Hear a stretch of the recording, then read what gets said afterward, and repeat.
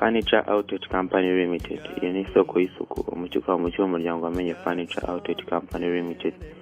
Akorerwa ibiryo ijisho biramba bitanga umunezero kwa biribye n'abitunze. Ugeze gukorana akifuza kwagaruka kenshi.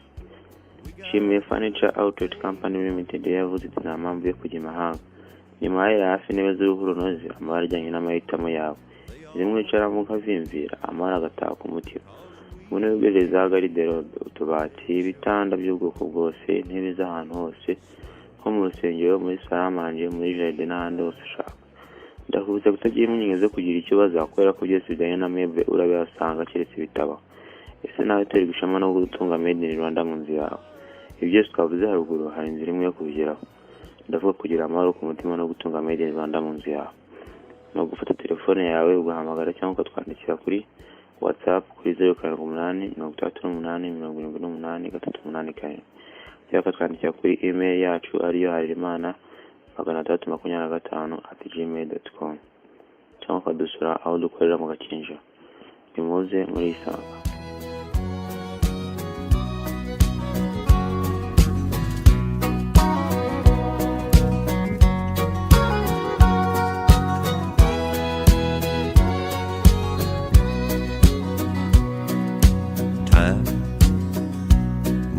Along. Honey, we just keep on keeping on, 'cause love makes us strong. As long as we got love, we can't go wrong. We don't need no money, honey, you and I.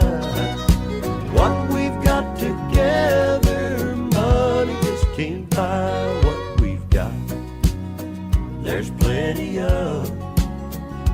I got you, you got me, we got love.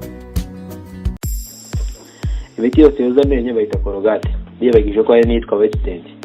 Ni imiti y'abanyarwanda benshi. Ndabasuhuje mbashimira no kuba muri kunyumva. Uyu munsi tugiye kurebera hamwe bimwe mu bintu abanyarwanda bavuga bazi ko bisanzwe kandi baba bica ikinyarwanda cyangwa se bavuga ibintu bitari byo. Bitaba bikwiye kuvugwa n'umunyarwanda. Iyo ndi kwizerahirize ndakubisaba gukora subscribe kuri channel yacu kugira ngo uzajye ubona video zacu tuzatumara kuzitunganya.